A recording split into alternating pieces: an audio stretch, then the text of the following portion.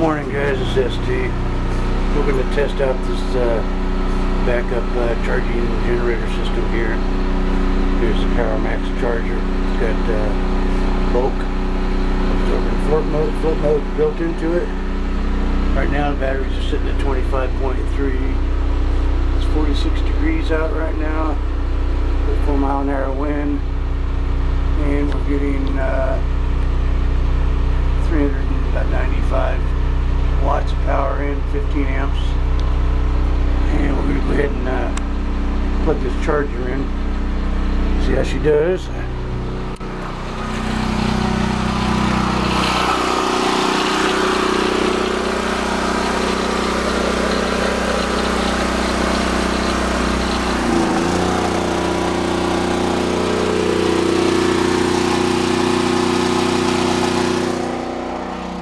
Take it off choke.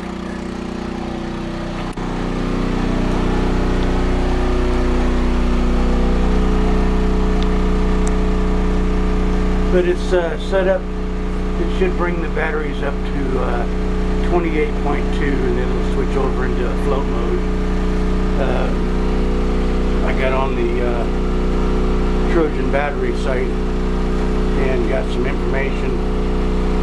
When they recommend float voltage between 26.8 and 27.6, and charging voltage, you should charge them up to 28.2 to 29.4.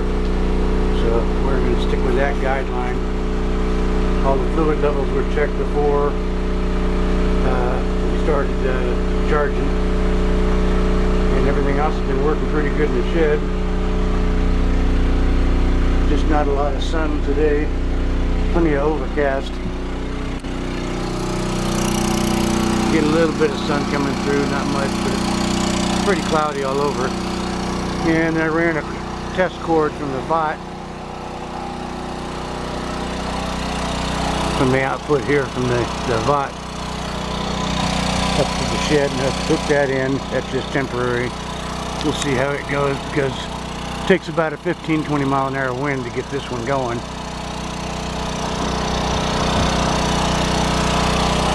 And then using the pulley ratio here, it's almost a 6-to-1 setup, so it's not too bad.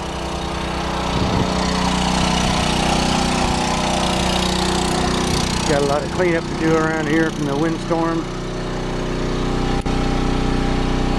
Batteries are at 26.4 right now.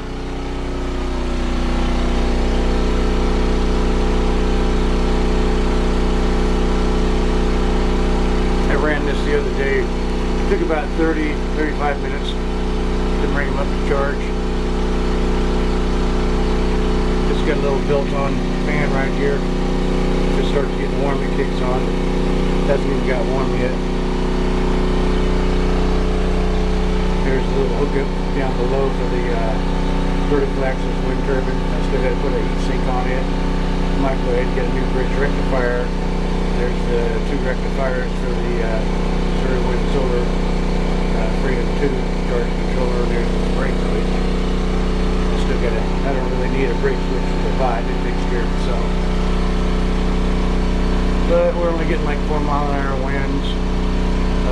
Since the max has been so far as 8 miles an hour, with the average is 3 miles an hour. So we're not getting much input at all, nothing from the wind generator.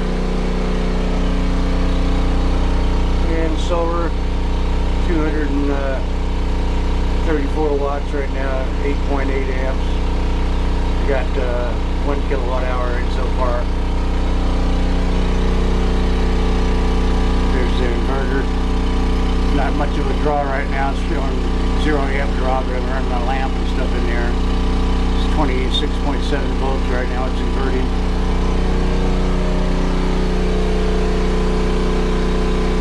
But she's charging up pretty good. It's at 26.5 now.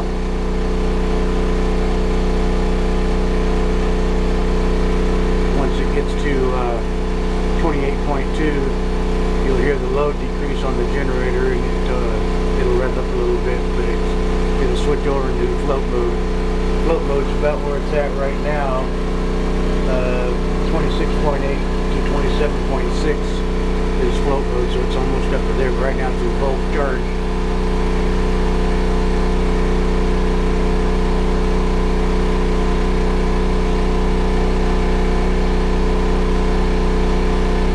That generator will run for 10 hours on a 20-pound tank, and I've got a 40, so that's pretty good. It only takes like a half an hour to charge it up though.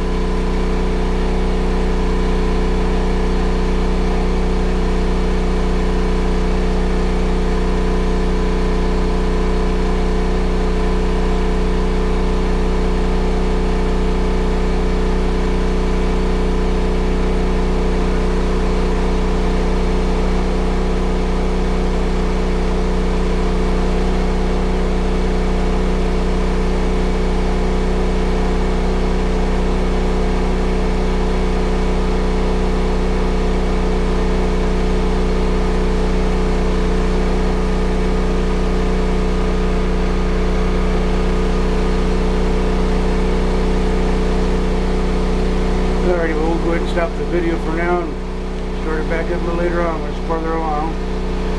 Catch you guys later. Hey guys, it's SD. We're back. We went in and shut it off after about an hour of runtime. I'm just supposed to let it rest. I went and cooked late lunch. And batteries came up to 25.1 at rest.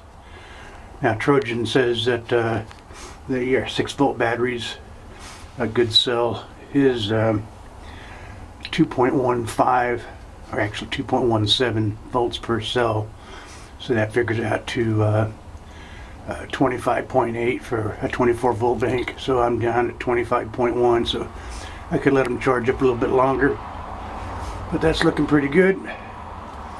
This was a good indication because I had hardly any power coming in off the solar.